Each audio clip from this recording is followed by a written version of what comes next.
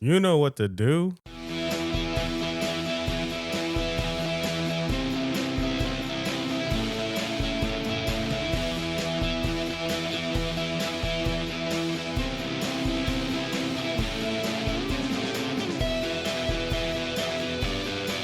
Hello, welcome to the Comic Bros Authority podcast. My name is Andre, and with me is Rainbow Kryptonite Miles. Hello, hello. And Black Kryptonite Jackie. Hi.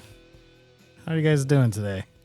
That was another beautiful intro. Thank you. No problem. I figured I'd go with like who you really are inside.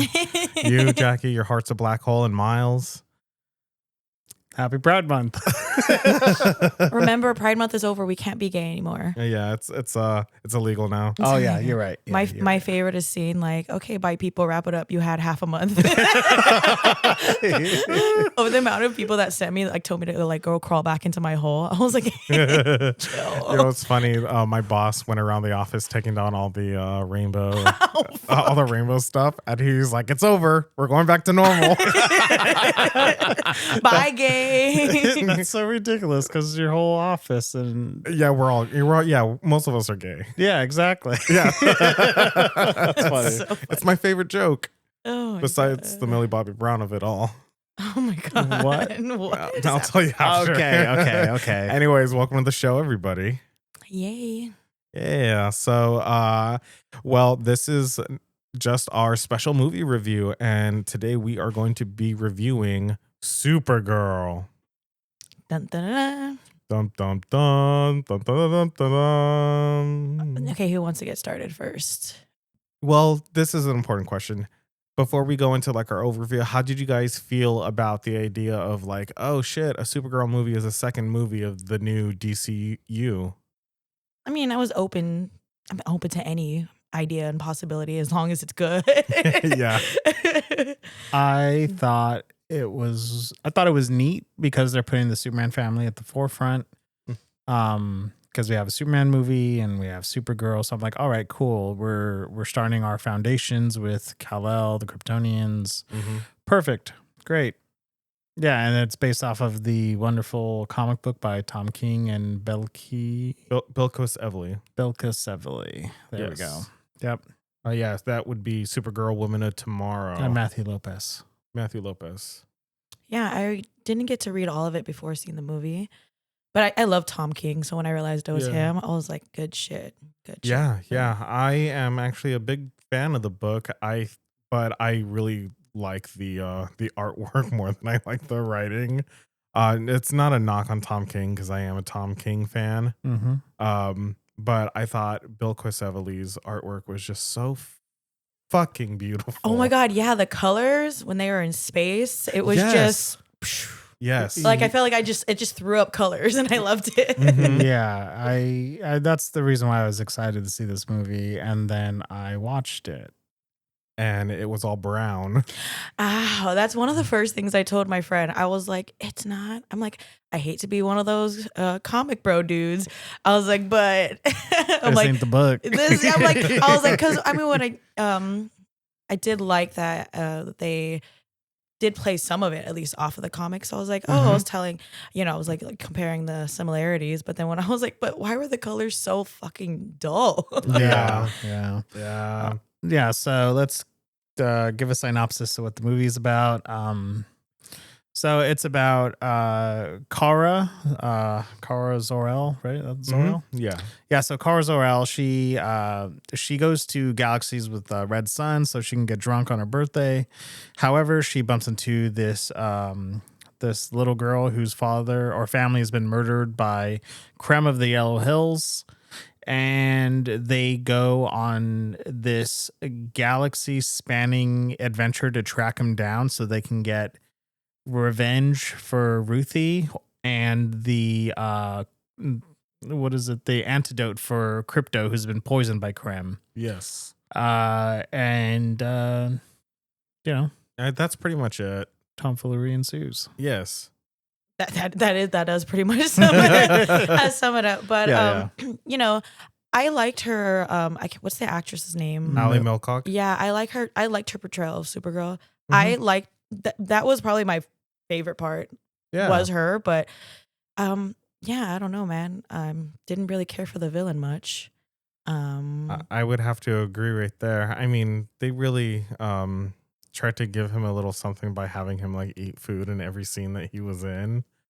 Just like wait, why did I not realize that? Like every time like he walked into a scene, he would like eye a plate of food and then he would start like eating or drinking. Oh shit! Yeah, you're right. Yeah. Oh my god, I didn't realize that. I'm thinking about like the pie in the beginning, the bowl of cereal during the Krypton scene, and what are they trying to show? Even villains got to eat. I'm thinking that's just they're just like us. Yeah, no. The way I see it is it's kind of like a lazy way to add a layer of character. Just like what humanize him a little bit or something. Humanizing a sex trafficker in space. No, there was it's a characteristic, and I've seen it twice in a movie. One being in Fast 5. I'm sorry. Fucking what's his name? Just keeps The Rock or no? Who's the guy from Tokyo Drift? He's like eating chips the entire fucking time. The main one from Tokyo Drift. I don't know his name. Yeah, the one who gets killed.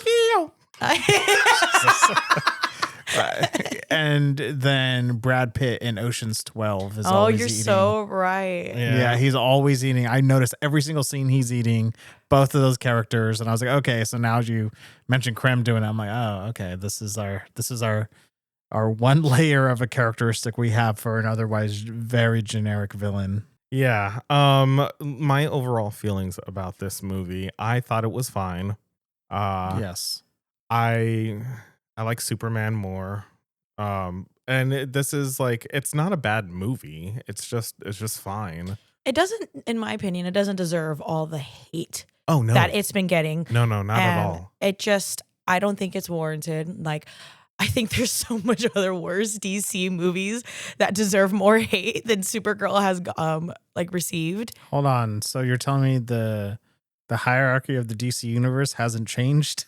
I just think just not warranted, you know? Like I mean this movie wasn't life-changing, but like damn, I didn't leave the movie pissed off, you know? Yes, that is basically how I summed it up too. It's just like I saw, I would say vitriolic like hate against this movie, and then I was just watching it and I was like, it's fine. It's like it's middle of the road. I'm okay with it. It's not bad. It's entertaining enough. It is. And there are worse superhero movies out there like Batman vs Superman or Justice League or The Flash or really anything from the prior. That's what I'm saying. And I love to hate watch Batman versus Superman. Like I love hate watching it too because it's so stupid. No, absolutely. So I lost half our audience there. Yeah, it was. Yeah, you're right.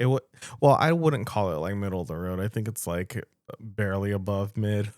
I mean, you said it best. It's fine. Yeah, it's fine. It's fine. It's literally just fine. But you know what? I think Ali Milcock's performance and what she did with Kara Zor-El was probably the best part of the movie for me. Yeah. Agreed. It added it just gave character to an otherwise kind of stale character. While I'm not much of a Supergirl reader myself, I've read, her stories here and there. Like I mentioned a couple weeks ago, I read the Jeff Loeb. Michael Turner. Batman Superman. Yeah. Where they reintroduce her into the DCU. Yeah. And I mean that's pretty much my introduction because I watched the animated movie all those years ago. Yeah, same. I never read the story, but I did watch the movie, and I was like, okay. And I read Crisis on Infinite Earths, so that's a Supergirl story in itself. Yeah, it is. I read stuff with Matrix in it. I read stuff with Kara Danvers, but that's about it. I really like the TV show. I watched like 3 or 4 seasons of the TV show. Oh yeah, that's right. I forgot about the TV show. Me too. I never watched the TV show, but it was kind of like popular for a minute there. Yeah, it was. Yeah. Oh, I've kind of forgot about that. Yeah. Remember when DC just had that whole block of like TV every Yes. night? Yes. Yes. Oh my Yeah, God. They were just- killing it with that. Yeah, every night, like we would go hang out with friends and just watch an episode, or meet up probably like twice and watch like 2 episodes. That was back when we had like spare time. spare time, not a lot of responsibilities, and like these jobs that didn't really amount to much. Part-time, hell, even full-time jobs, but still. Yeah. Ended The early golden enough for that days. week. Yeah, I know. Me in my 20s. No, for reals. I remember like being obsessed with watching like The Flash and everything. And I was just like, I loved watching that. And yeah, they were killing it there for a while. But Yeah. it just, it sucks with, this portrayal of like Supergirl. It's like, even though it was so good, with all the hate it's getting, it's really not. The actress isn't really having her like standout moment. I wanted that for her Me because I know too. she got it with the first season of House of the Dragon. Yeah. Yeah. I never watched that. Me neither. I don't really care too much for it. I just jumped off of Game of Thrones when it ended terribly, but I've never cared for that show, and we just lost more of our audience. Yeah. But I was like kind of hoping, this would be her shining moment. Like, oh, look at this. Like, Yeah. and the trailers are trailers. You can't really base the movie off of that. And That's why I don't watch trailers anymore, man. I'll probably watch one, and then I'm like, okay, I'm gonna block it all out. yeah. But It's the thing is, like, it takes the not the structure, but it takes the plot of the comic book and kind of makes it more friendly for a movie, as opposed to how do I say it? As opposed to the comic book where it's more episodic, because there's like they go to different planets or they're doing different things. Each issue, except for the last 2 issues, those are kind of interchangeable. But I would say, like, all right, it takes the bare bones of that and gives us something a little bit more streamlined for like all audiences. yeah, and that's what I did appreciate from, like, I got halfway through the comic when I was watching the movie. I'm like, okay, so they are kind of like going with the flow of it, but they lost me at the villain. They lost me with the lame colors. Yeah. So my brain while watching it was like, it reminds me a lot of a Guardians of the Galaxy movie by having all these people in prosthetics and makeup. That's and literally what my suits. coworker said today too when we were talking about it. Yeah, I was like, this reminds me a lot of Guardians of the Galaxy minus the color, Yeah. because Guardians of the Galaxy was pretty vibrant. Yeah. This movie just didn't have it. They're on, like, in the second act, they're on that very muddy planet. They're on a muddy planet. On Every planet. Every planet's muddy. All right. So what I was explaining to a friend I watched it with, I says to her, how come it feels like all these alien cultures are like within the same culture? Them going to different planets. We should get it like a Star Wars movie where every planet feels different. Like Camino looks way different from Coruscant, which looks different from Tatooine, and so on. Yeah. I hate Star Wars. I just have to put that. I'm just kidding. But Wow, we're really losing all of our audience. these guys don't like Star Wars or Snyder. No, but that's what I was thinking. Speaking of Snyder, this like movie, I don't know if you guys ever seen Rebel Moon. No. It kind of looked like that. Oh, I've only watched the first 15 minutes and I checked out. I wanted to, but I continued with part 1 and I was like, oh, this is bad. Yeah. Nothing happens. It's a Star Wars. Yeah, it's his Star Wars.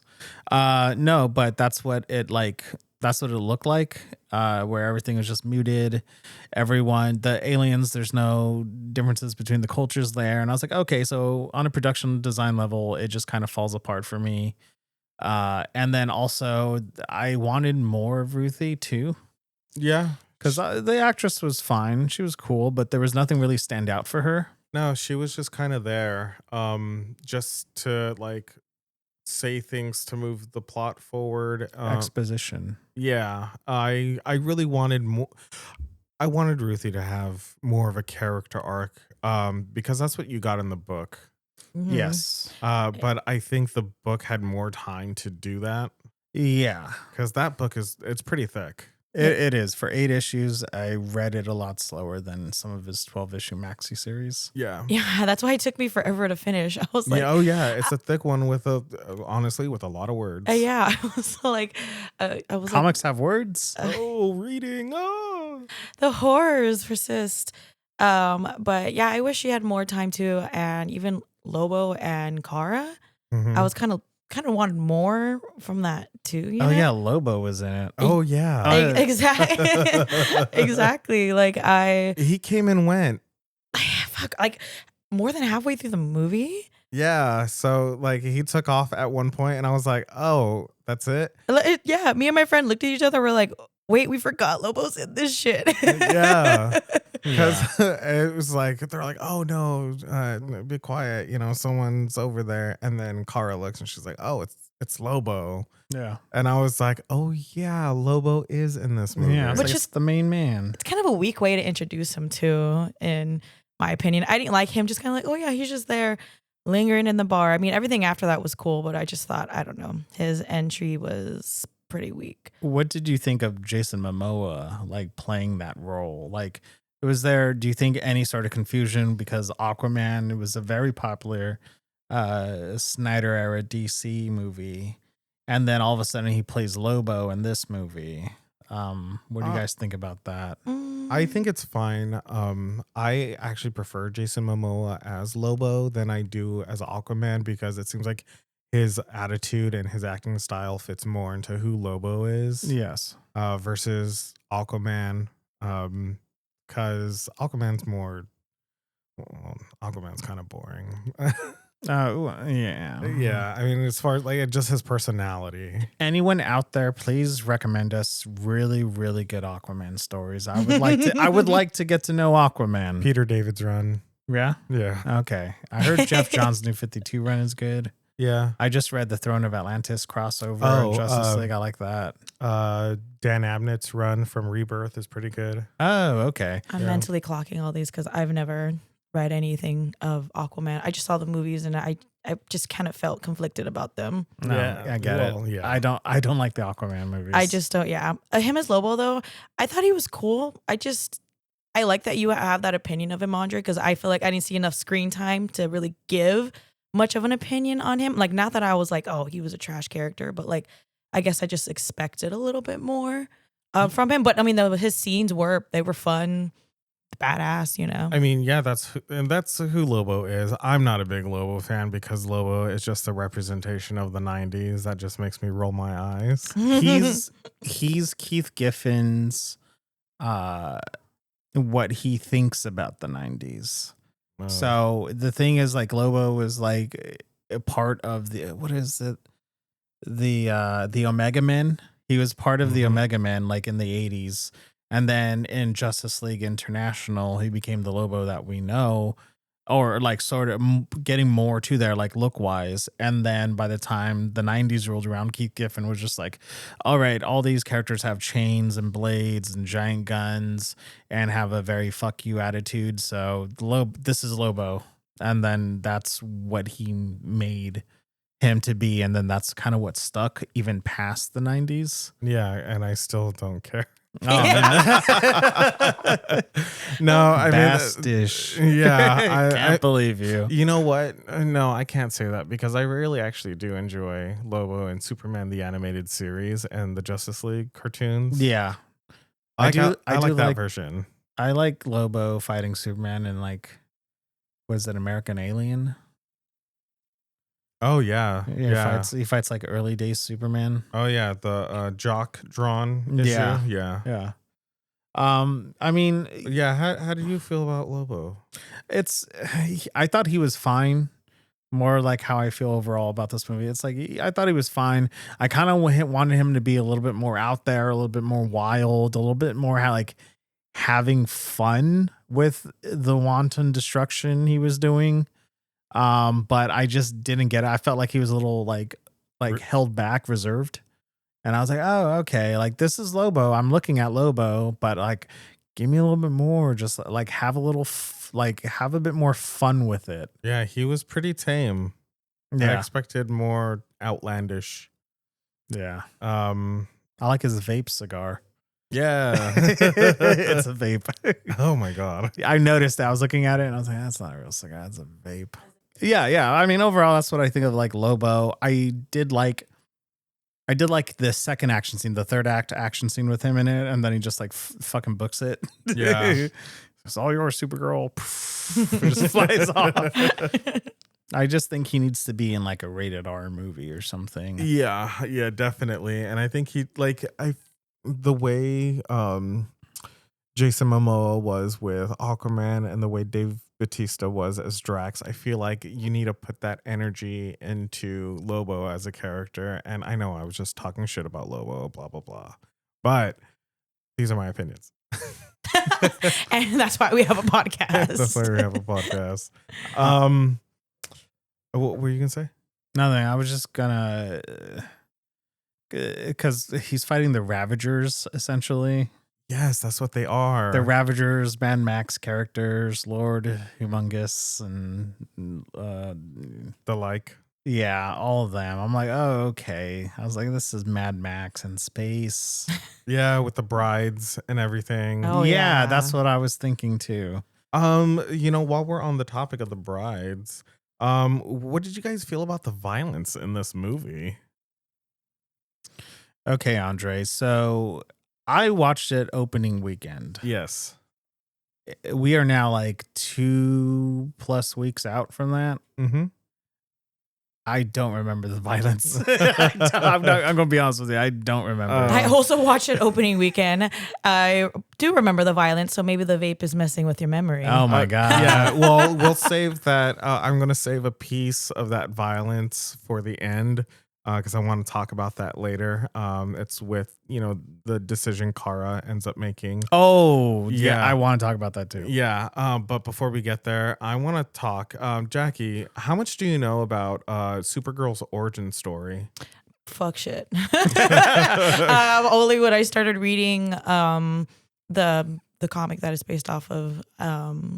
So I really don't know much. Nothing has really made me want to care to know more about her leading up, But I mean, I don't know. After I'm done reading this big old fucking thesaurus of what the fuck is it? Supergirl, World of Tomorrow. What the fuck is it called? Woman of Tomorrow. Woman of Tomorrow. Like, even though it's only 8 issues, but I mean, I would love to read more about her. Yeah. So. I'll send you that Jeff Loeb, Michael Turner story arc that just reintroduces her into continuity. Post-crisis. Yeah, because DC's continuity is a mess.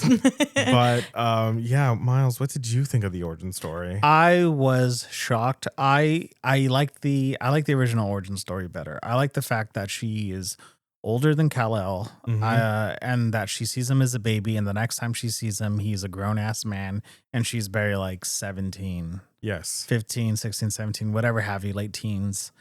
And he's already like approaching 30, and the little cousin is now older. He's established as Superman.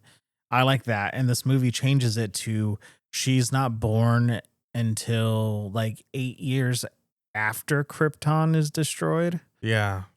Which makes, in this continuity, Superman older. And that's the thing that I kind of like about that old school continuity or comic continuity is that it adds more layer of tragedy behind her, because not only does like she loses her world, she loses Krypton and Argo, and she even sees Brainiac steal Kandor, that she ends up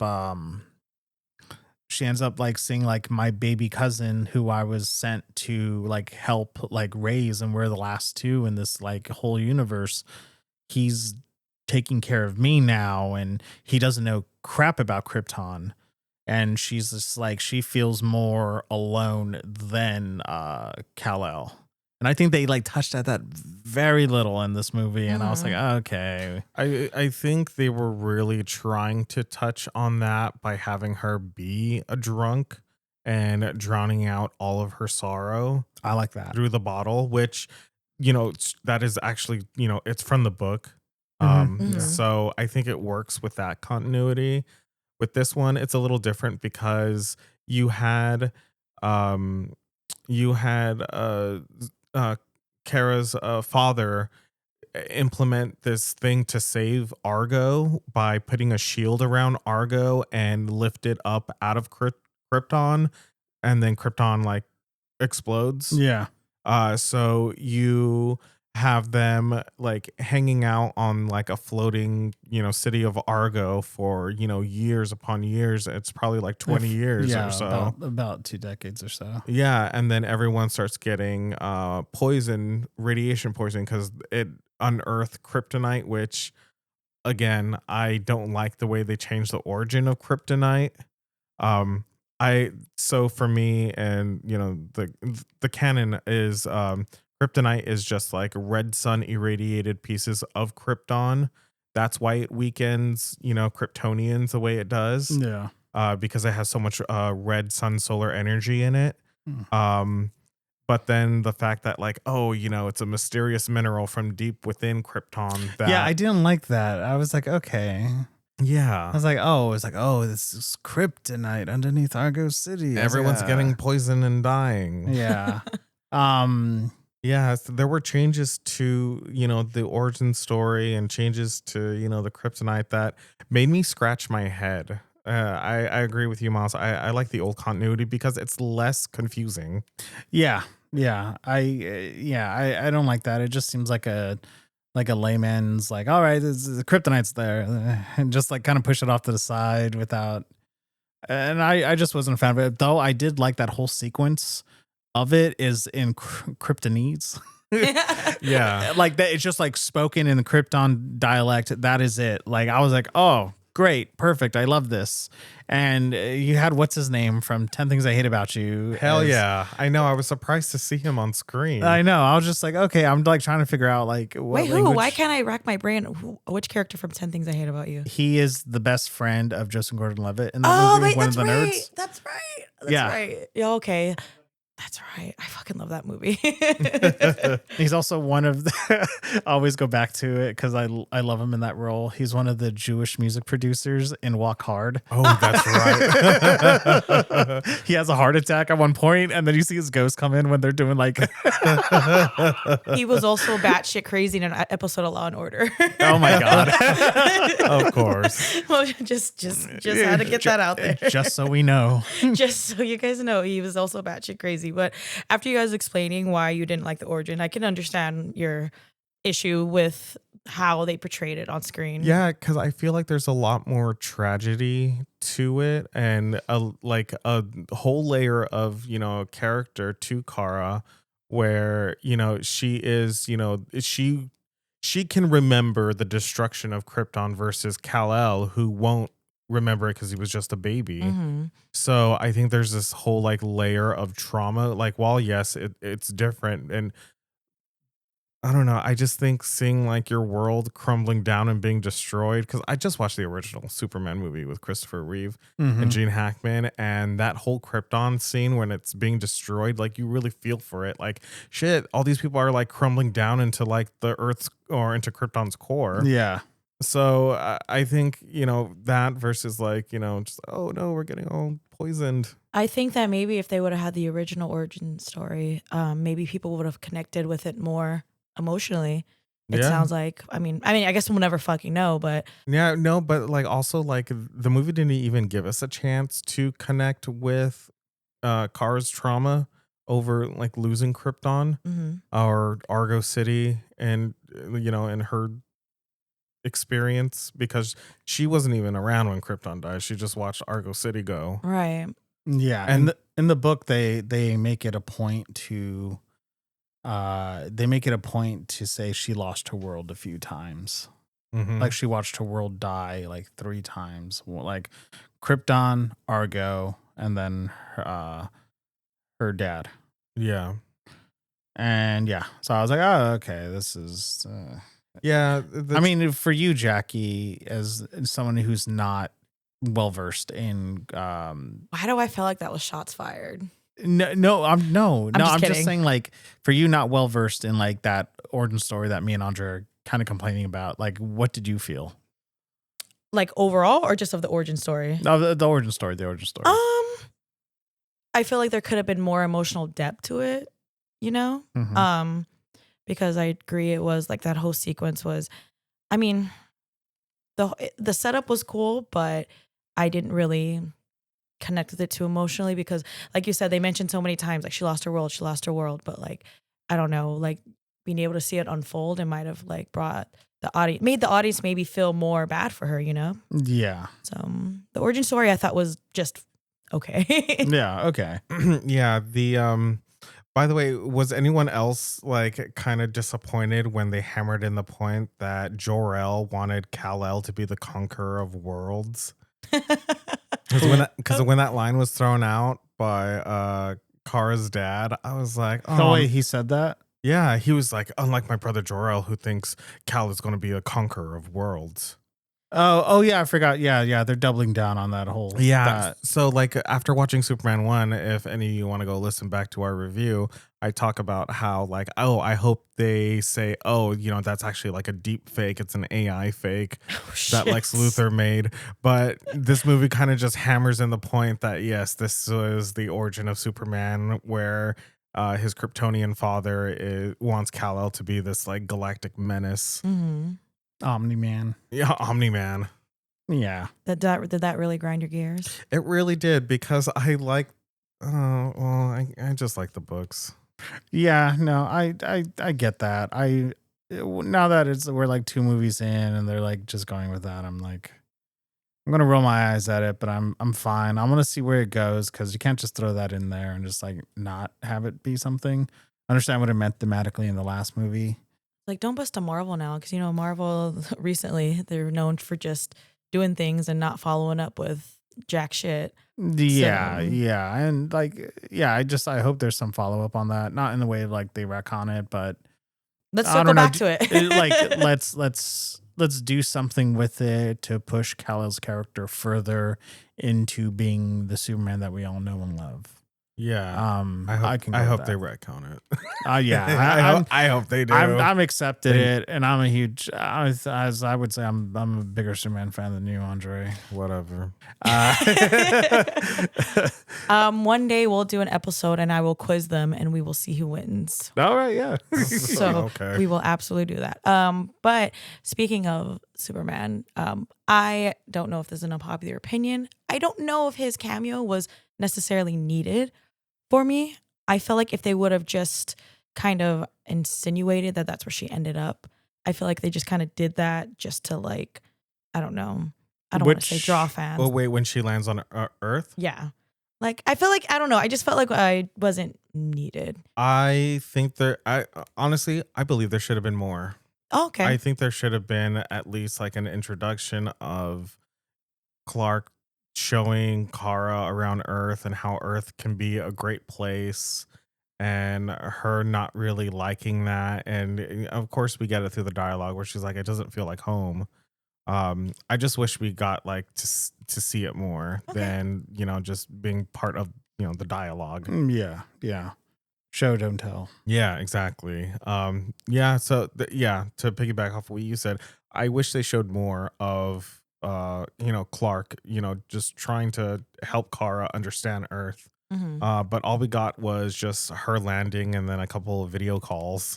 Yeah, her just ignoring him and the like disrespect they have towards Superman. Yes. Like the first thing is it's Crypto pissing on Superman's face on the newspaper.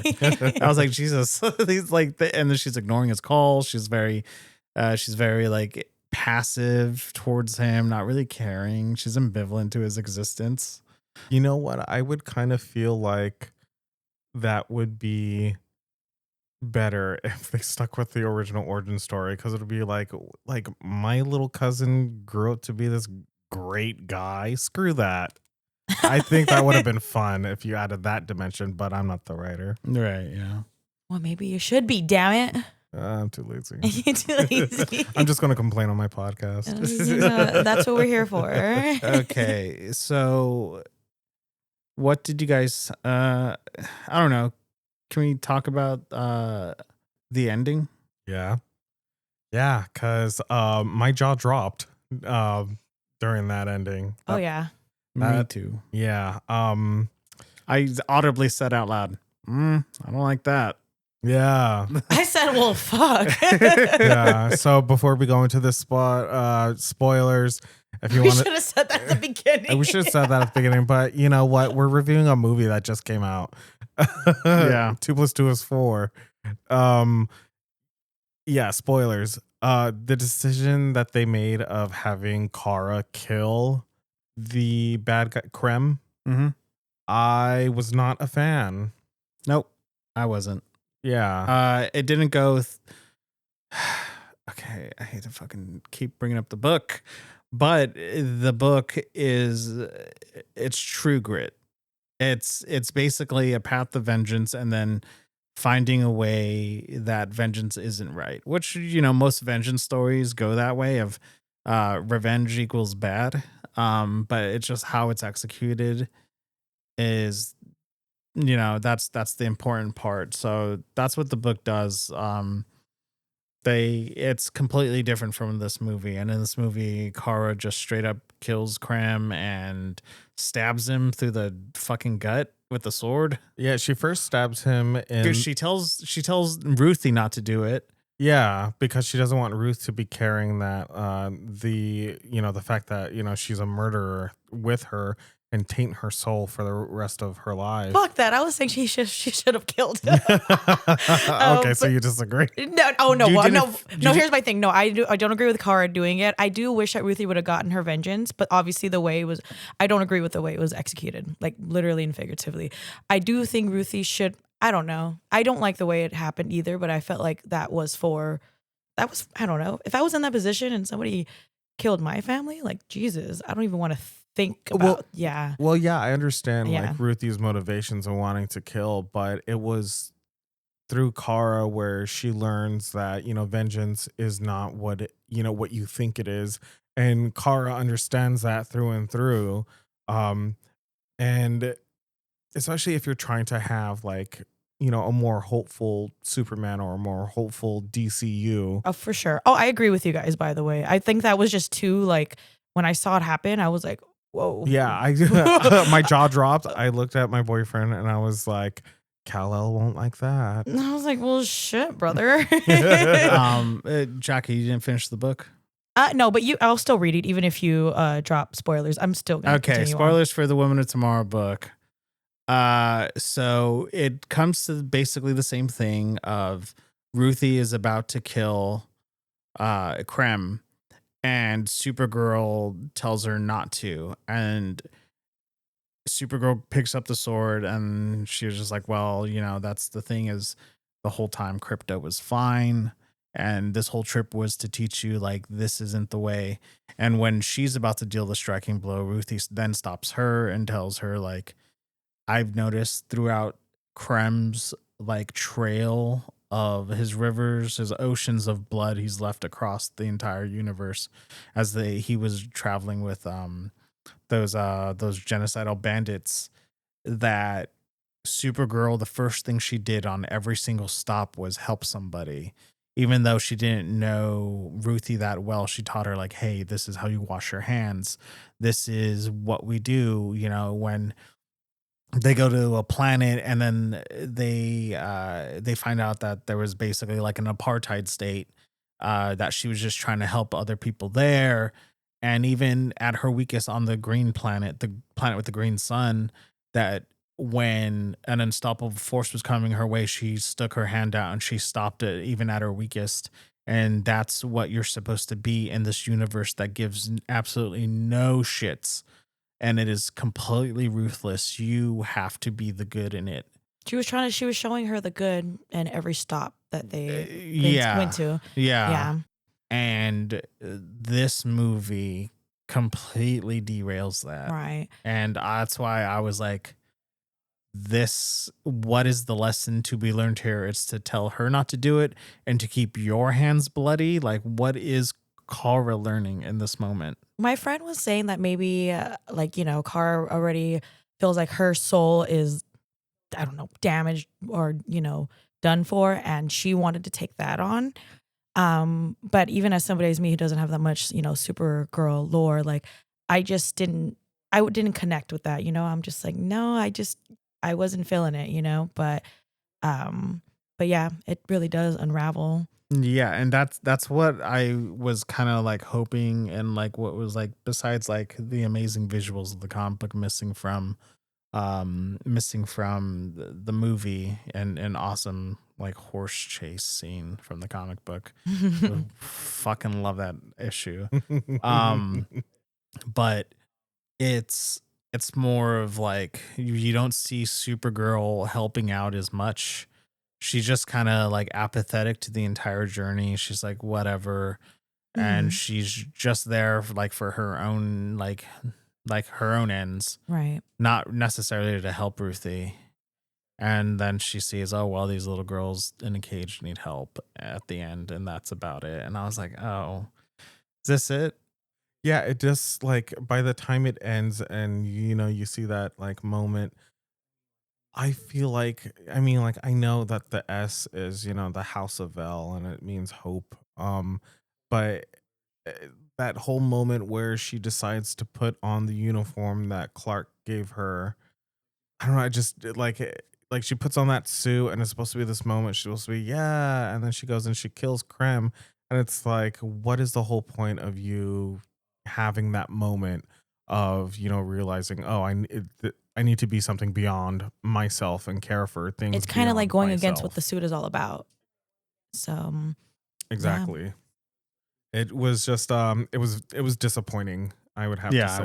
I wasn't a big fan of that. That's why I said not a fan of that. I mean, if it wasn't a Supergirl movie, I'm like, sure. Yeah, because that Krem deserved to die. That I stand by that. But like, with the way it happened, like, it's not very Supergirl. No, it's not. And what? Well, I don't even know. Like, this is just like me being a fucking nerd. But she kept calling him Clark, not Kal-El. Yeah, that's okay. Yes, I was as a nerd, that bugs me. yeah, I was like, You don't know him as Clark. you don't- That's his Earth name. That's his Earth name. You should know. Like, that's your cousin from Krypton. Like, his crypt name. You Yeah. don't know his Earth His name. crypt name. Hey, you don't know his Earth name. You don't even go here. Don't teach you how to walk. As he's wearing a pinkish reddish shirt. Oh man. But yeah, I mean, overall, the book is written so beautifully because it's done in a style from Ruth writing a book about her travels with Supergirl, and that's how True Grit is written too. And it takes it structurally and the plot, and it's amazing. It's a beautifully written book.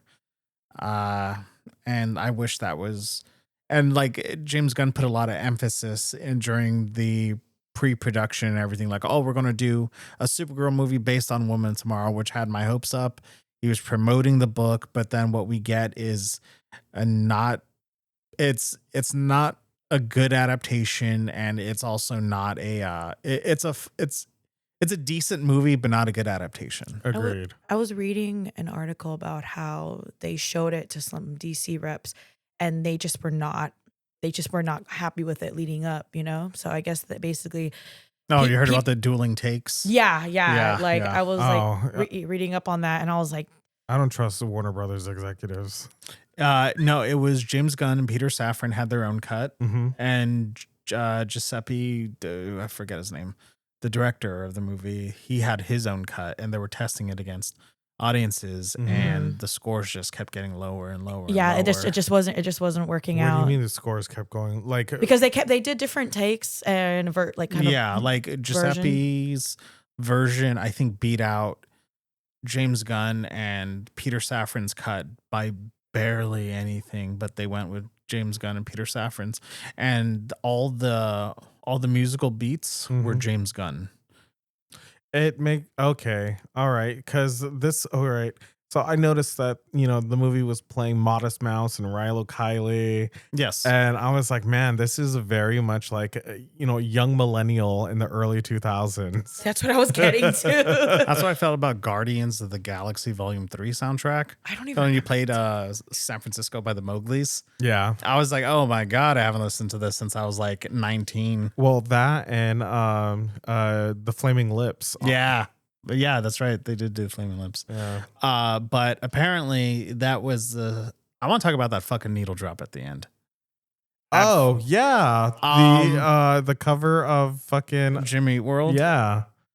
What did you think, Jackie? Wait, why am I going blank? What? It's the end where Ruthie's looking all around, and then like Supergirl kicks up a dust storm, so you literally can't see shit.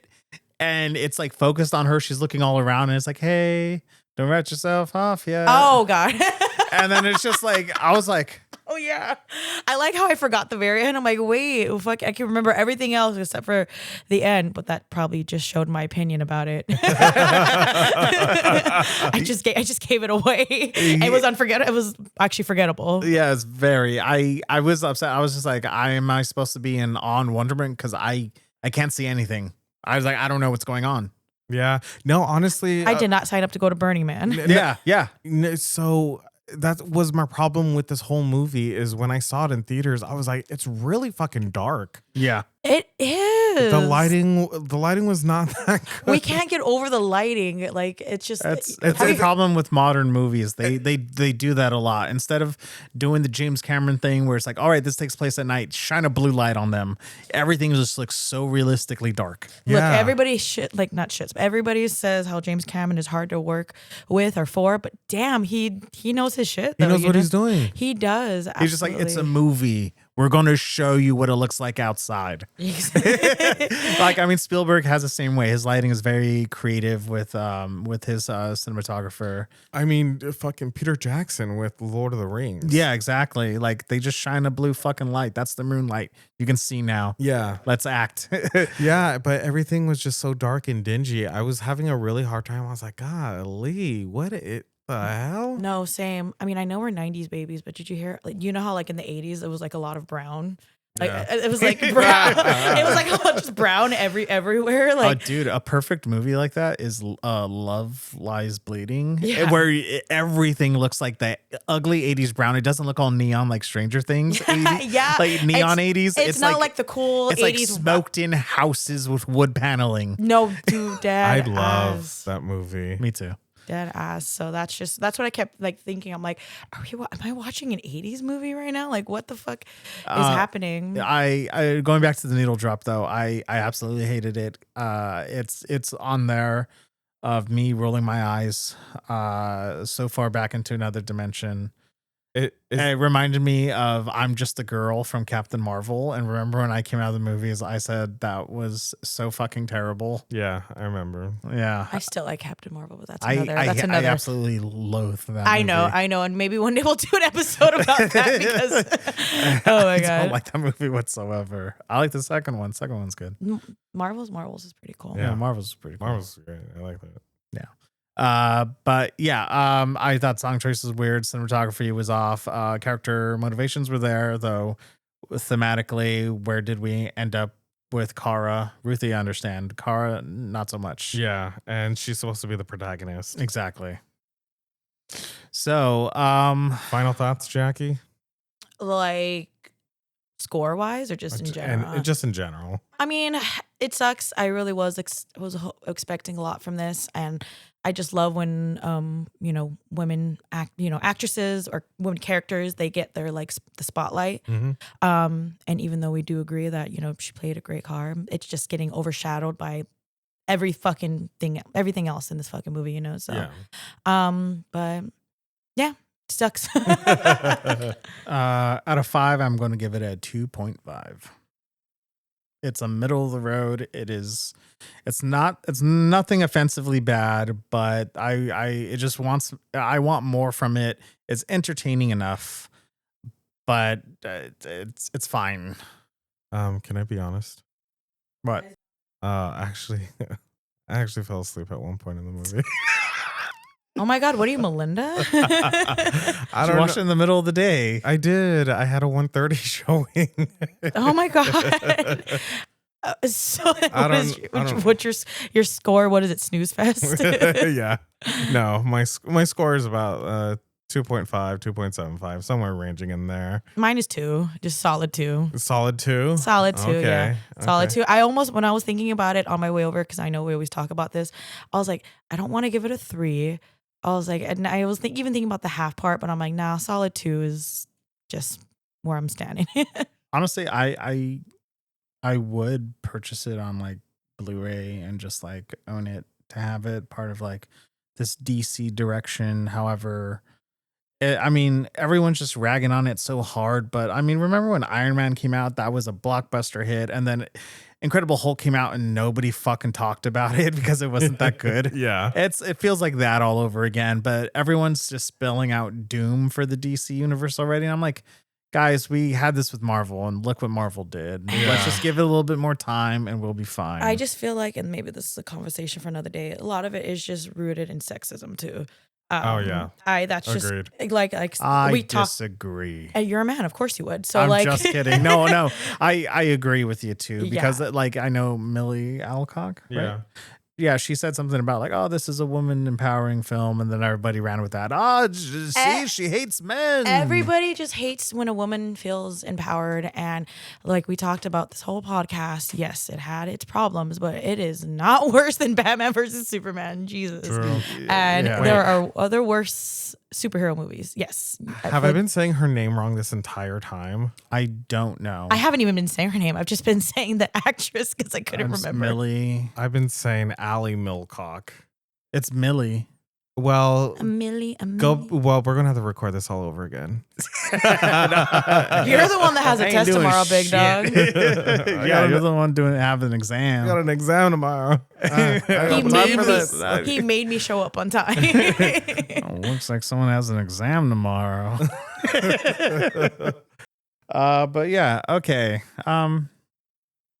Yeah, all right. So yeah, that's Supergirl. That's Supergirl. We do hope better for the DC universe after this, though. I I don't think still this is the beginning of a horrible, phase or whatever. I have hope. I'm just like I'm now like gonna like tread it on like thin ice or something. Like, Yeah. okay, because we have a Clayface movie coming out, and then we have the Batman, which has nothing to do with it, and and then Superman 2, Superman Man of Tomorrow.